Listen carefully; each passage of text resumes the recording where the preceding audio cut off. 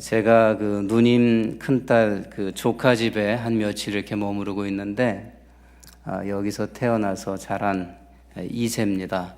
그래서 지난 주일 저희가 주중에 와서 주일은 그동안 우리 조카 가족 어디서 어떻게 또 교회 생활하는가, 그동안 또 어떻게 지냈나 그런 마음에 꼭 같이 주일 예배를 드려보고 싶은 마음이 있었어요. 그래서 조카 가족이 출석하는 그 미국 교회에 함께 저희 내외가 가서 예배를 드렸습니다. CNMA라고 하는 Christian and Mission Alliance 교단에 속한 그런 교회인데 한 100몇십 명 정도의 그런 성도들이 모여서 주일 예배를 드리더군요. 여러 가지로 또 새롭기도 했고 또 예배에 하나님의 성령의 그 자유롭게 역사하시는 그런 역사하심도 느낄 수 있었고, 전체적으로 예배를 드리면서 마음을 모두어서 함께 감사한 예배를 이렇게 드렸습니다. 그런 가운데서도 한 가지 이렇게 느껴지는 것이 늘 제게 익숙하던 그런 예배와는 다른 모습이 제 미국 교회이기 때문에 눈에 들어오는 것들이 있었어요. 예배당 들어가기 전에 홀웨이에 그 베이글하고 커피하고 이렇게 전부 셋업을 해놨는데, 이제 자유롭게들 미리 와서 교제도 하고 커피 마시고 예배 전에 그렇게 하더라고요. 그런데 예배 시간이 됐는데, 그리고 찬양이 시작이 되고 이제 예배 시간이 됐는데 좀 늦게 오시는 분들도 있고 이미 자리에 앉아서 예배를 드리는 그런 성도들도 있는데, 굉장히 편안하게 커피도 들고 들어오고 베이글도 들고 들어오고 심지어 또 친절하게 그 베이글이나 커피 이렇게 들고 예배당에 들어와서 자유롭게 예배를 드리라고 하는 그런 광고까지 하고, 그렇게 해서 그야말로 정말 자유롭게 커피도 마시고 베이글도 먹으면서 예배를 드리는 분들도 있고, 또 함께 이렇게 와서 섞여서 그렇게 예배를 드리는 광경을 경험을 하게 됐어요. 그러면서 이게 너무 낯선 거예요. 자유롭게 중심을 하나님 앞에 드리면서 예배하는 것이 예배의 본질이니까 그렇게 예배하는 것에만 초점을 맞추면 된다고 하는 것은 물론 이해를 하겠는데, 형식이라든지 스타일이라든지 뭐 이런 것은 좀 부차적인 것이라고 이해를 하려고 애를 쓰는데 그래도 좀 생소한 거예요. 커피도 마시면서 베이글도 먹으면서 찬양도 하고 또 눈 감고 기도도 하고 말씀도 듣고 하나님 앞에 그렇게 예배도 드리는데 이렇게 해도 괜찮을까, 좋을까, 그런 생각이 좀 들었어요. 여전히 저는 이제 아무래도 한국 목사로 한인이민교회 목회하고 또 그렇게 훈련을 받고 자란 아무래도 그런 것들 때문에 더 이질감을 느끼지 않았는가 하는 생각을 해보았습니다. 사람이 함께 예배를 드리면서 겉모습밖에 눈에 들어오지 않는 다른 사람을 보면서 조금 다른 이질적인 것을 보고도 마음이 좀 불편하기도 하고 힘들었는데, 중심을 보시는 하나님께서 만약에 예배하는 공동체가 그리스도를 주와 구주로 고백하는 성도들이 함께 모여서 하나님 앞에 예배를 드리는데, 그러한 예배자들의 예배를 하나님께서 받으시면서 보시면서 그 중심을 들여다보실 때 예배드리는 우리들의 중심은 하나님께 어떻게 보여질까, 순간적으로 그런 생각을 좀 해보게 됐습니다. 눈에 보이는 좀 다른 모습이 이렇게 낯설고 저래도 하나님 예배 받으실까 하는 생각이 순간적으로 스쳐 지나갔다고 하면, 우리의 마음 속에 어느 틈엔가 너무너무 익숙하고 편안해져서 주일마다 예배드리고 주중에도 수요일에 예배드리고 매일 아침마다 새벽마다 하나님 앞에 예배드리고, 신앙이 자라고 주님 사랑하게 되면 가정에서도 예배드리고, 개인적으로도 예배드리고, 공동체가 예배드리고, 교회에서도 예배드리고, 심지어는 다른 일이 있어서 어디 무슨 이벤트가 생기면 그곳이 어디든지 가장 먼저 예배드리는 것이 우리들인데, 기쁜 일이 있으면 감사해서 먼저 예배드리고, 슬픈 일이 있으면 위로의 하나님 바라보면서 소망 가운데 서로 위로하면서 또 먼저 예배드리는 것이 우리 성도들의 삶일진데, 그렇게 수없이 예배를 드리는 우리의 중심을 하나님께서 들여다보실 때, 그때의 우리의 모습은 어떻게 하나님께 보여질까? 이런 생각을 해보게 됐다는 거죠.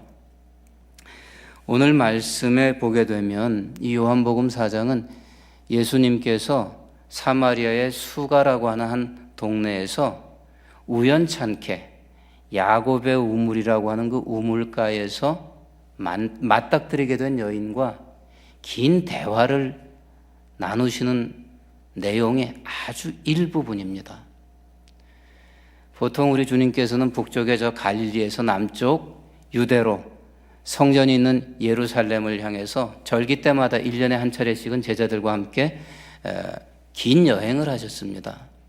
요한복음 4장에는 예수님께서 제자들과 또 절기를 위해서 이렇게 여행하는 중에 보통 유대인들은 이 중간에 낀 사마리아를 통과하지 않는데, 이상하게 이 요한복음 4장에 보면 예수님께서 사마리아로 통행해야 되겠다 이렇게 하면서 설명이 시작이 되고 스토리가 전개가 됩니다. 그러면서 사마리아의 수가성에 지나가시게 되고 이 여인을 만나게 되시는데, 물 좀 달라 하는 그런 말에서부터 시작을 해서 이 여인과 여러 가지 깊은 대화의 내용이 요한복음 4장에 쭉 길게 소개가 됩니다. 그 내용을 좀 확대해서 보면 물 달라고 하는 그 말씀에서부터 시작해서 생수에 대한 말씀을 하시고, 먹고 사는 이야기죠. 생활에 관한 그런 이야기라고 할 수 있습니다. 그러다가 주제가 바뀌면서 문화와 전통, 유대인들의 예배와 사마리아 사람들의 예배, 이런 것으로 주제가 옮겨가고 마지막에는 가정과 결혼, 이런 것에 대한 이야기까지, 개인적인 이야기까지 예수님께서 나누시게 됩니다. 그러다가 이 여인이 예수님이 정말 어떤 분이신가 하는 것을 알게 되고 나서 동네로 뛰어 들어가서 예수님을 이제 내가 그리스도 만났다, 이분이다 하고 전하는 그러한 내용으로 이야기가 전개가 됩니다. 그 가운데서 23절, 24절에 보게 되면 이 여인이 예수님에게 그런 질문을 합니다.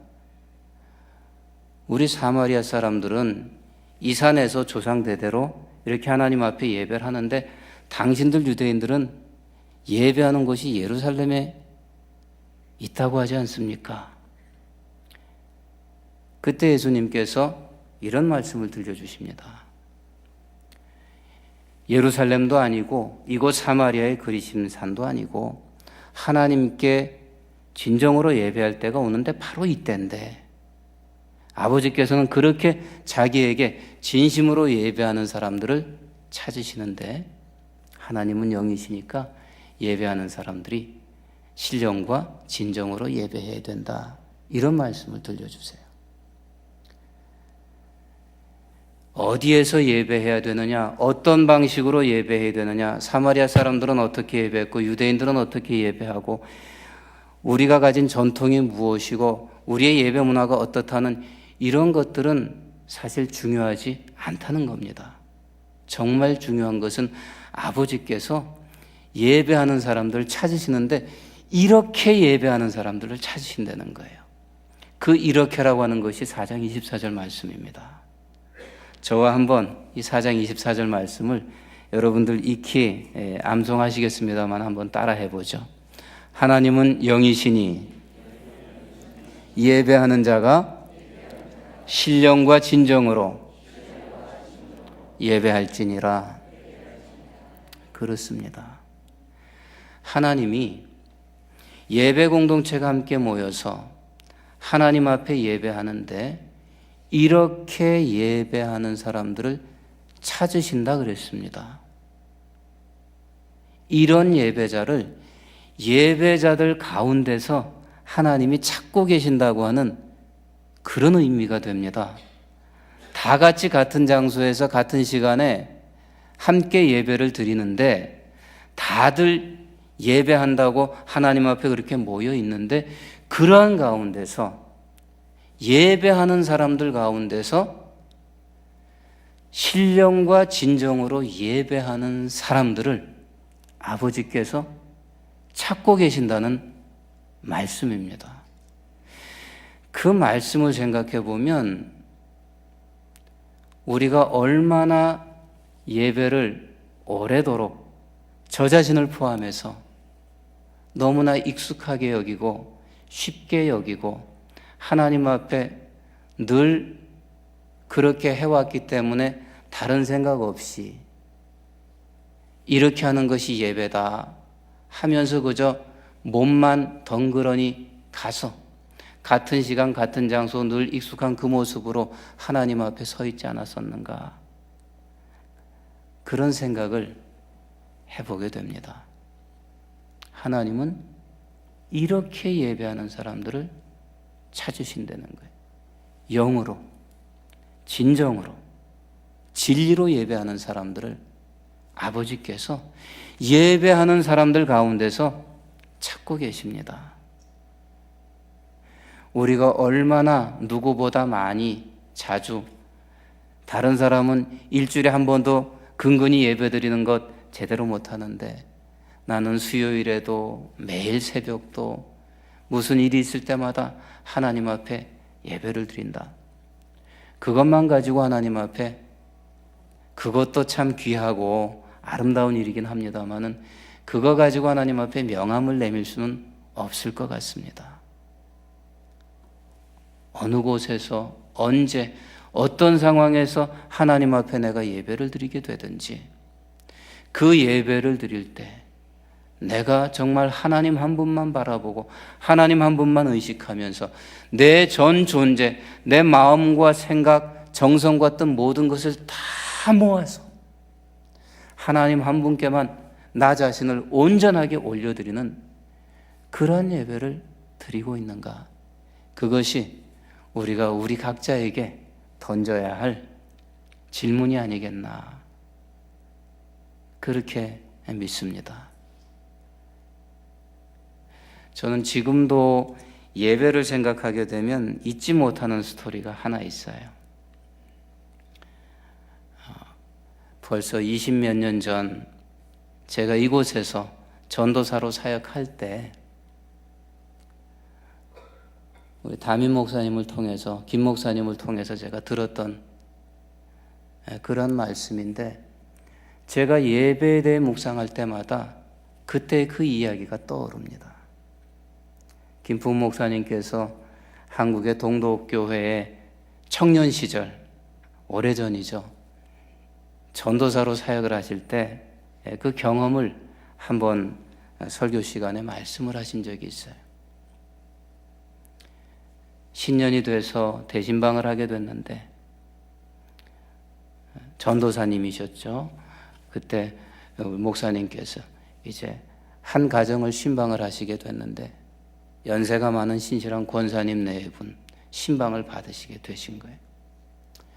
그 가정을 방문을 했는데 이제 설교를 하실 수 있도록, 예배를 인도하실 수 있도록 이제 상을 하나 이렇게 마련을 해 놓으시고 가장 상석의 아랫목에 방석을 딱 이렇게 준비를 해 놓으시고 권사님 네 분이 이제 기다리고 계시다가 이제 전도사님 오시니까 그 상석으로 안내를 하고 앉으시라고 하시는 거예요. 부모님보다도 연세가 더 많은 그 권사님 네 분 이 상석을 권하니까 이 젊은 총각 전도사가 너무 죄송하잖아요. 거기 앉으시란다고 앉을 수가 없잖아요. 아닙니다. 여기는 권사님 네 분이 앉으십시오. 두 번, 세 번 진심으로 너무 불편하고 또 앉을 자리가 아니어서 사양을 하시는데 한 번, 두 번 그렇게 하니까 나중에는 권사님께서 정색을 하시고 전도사님 바라보시면서 그러셨다는 거죠. 제가 그 자리 전도사님 보고 앉으라고 하는 것이 아니지 않습니까? 우리가 지금 하나님 앞에 예배를 드리려고 하는데 하나님의 말씀을 가지고 오셔서 전하셔야 하는데 그러기 때문에 내가 전도사님에게 거기 앉으라고 한 것인데 왜 그렇게 자꾸 내 말을 못 알아들으십니까? 정색을 하시고 나무라셨다는 거예요. 더 이상 거절을 못 하시고 그 자리에 앉아서 예배를 시작을 하는데 그 권사님 네 분이 그 차려놓은 상 앞에 전도사님 앞에 그 노 부부가 무릎을 딱 꿇고 앉으시더니 시작부터 끝까지 무릎 꿇고 그렇게 예배를 드리시더라는 거예요. 그러면서 준비한 말씀 전하고 예배 인도하는 동안 전도사님도 우시고 권사님 네 분도 우시고 하나님이 은혜를 주시는데 말씀을 들으면서 그렇게 우시고 말씀을 전하면서 또 우시고 그 총각 전도사 시절에 겪으셨던 말씀을 오래전에 제가 그렇게 들었는데 잊혀지지가 않습니다. 예배가 그렇습니다.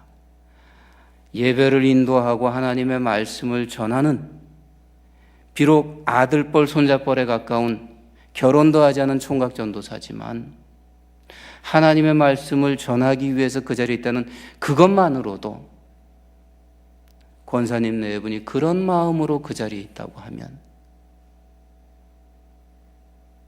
독생자 예수 그리스도를 나를 위해 아낌없이 내어주신 그 하나님, 나의 모든 것 되시는 그 하나님 앞에 감사와 감격으로 내 자신을 내어드리는 것이 예배라고 할진데 그러면 그 하나님 앞에 신령과 진정으로 드리는 예배는 어떠해야 되겠나?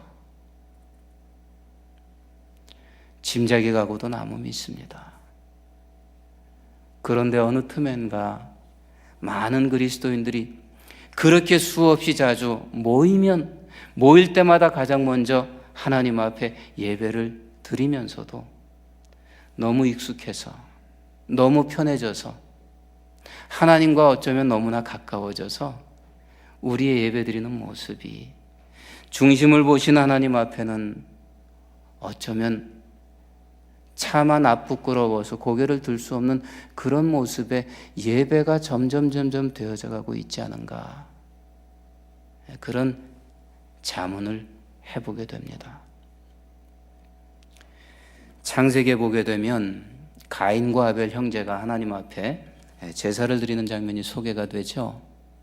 가인은 농사를 지었기 때문에 추수한 것으로 곡식으로 하나님 앞에 제물을 삼았고, 아벨은 양을 쳤기 때문에 양으로 하나님 앞에 제물을 삼아서 제사를 드렸습니다. 신약시대 언어로 하면 그렇게 하나님 앞에 예배를 드린 것이죠. 근데 창세기에는 다른 이유는 설명이 되지 않는데 하나님께서 어쩌면 너무나 당연하게 자기의 한 일에 따라서 자기가 얻은 것을 가지고 농사했으니까 농부는 곡식을 드렸고, 목축을 했으니까 양을 쳤으니까 목자는 양을 드린 것뿐인데 다른 이유는 아무 설명도 없이 한 사람의 재물은 하나님이 받으셨고 다른 사람의 재물은 받지 않으셨다고 그렇게 우리들에게 증언합니다. 이유는 말씀하지 않습니다. 예단할 수는 없습니다. 왜 가인의 제사는 하나님께서 제물을 받지 않고 아벨의 제사만 받으셨는지 성경에 설명하고 있지 않으니까 우리가 알 수는 없지만은, 그러나 그것에 유추해서 한 가지 분명히 확신할 수 있는 준엄한 사실은 모든 제사라고 모든 제물이라고 하나님이 다 받으시지는 않는다는 사실입니다. 받으시는 예배가 있고 받으시지 않는 예배가 있습니다. 하나님이 받으시는 헌물이 있고 하나님이 거부하시는 제물이 있습니다. 그러면 도대체 무엇을 받으시고 무엇을 받지 않으시나? 저는 그 대답이 바로 이 요한복음 4장 23절 24절 말씀이라고 믿습니다. 아버지께서 찾으시는데, 예배하는 사람들이 많은데, 그들 가운데서 이렇게 예배하는 사람들을 찾으시는데, 하나님이 영이신 것을 알고 하나님이 하나님이신 것을 알고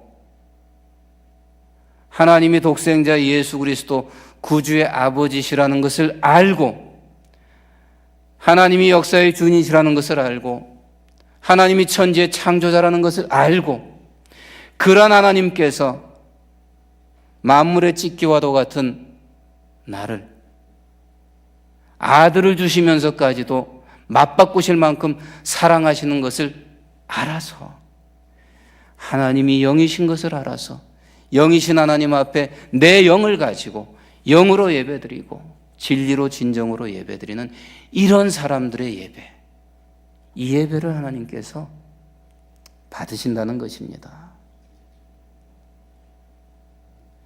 앞으로 우리가 살면서 또 얼마나 많은 예배를 하나님 앞에 드리게 될지 우리 다 알 수 없습니다. 주일에 하나님 앞에 예배드립니다. 주중에 이른 새벽에도 예배드릴 수 있고 늦은 밤에도 예배드릴 수 있습니다. 홀로 하나님 앞에 나가서 예배드릴 수 있고 온 신앙 공동체가 함께 모여서 하나님 앞에 예배드릴 수 있습니다.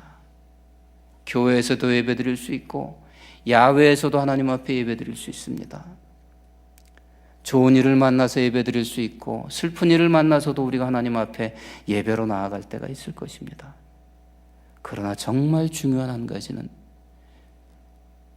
어떤 공간, 어떤 시간, 어떠한 목적으로, 어떠한 형태로 하나님 앞에 우리가 예배자로 나아가든지 간에 예배하기 위해 나아갈 때만큼은 하나님 앞에 신령과 진정으로 영으로 우리가 하나님 앞에 나아가고 우리를 드려야 한다는 사실입니다.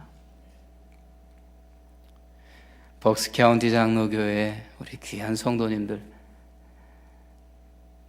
하나님 앞에 예배드릴 때마다 영으로 진리로 하나님 앞에 예배드림으로 하나님께서 찾으시는 예배자, 하나님께서 하늘 문을 열고 이렇게 내려다 보시면서 은혜를 주시지 않을 수가 없고 신령한 축복으로 덧입혀 주시지 않을 수가 없는 하나님과 영으로 교제하고 하나님의 은혜를 예배 때마다 누리고 받는 그런 살아있는 예배자들로 평생 하나님 앞에 살아가실 수 있기를 존귀하신 주님의 이름으로 축원합니다. 하나님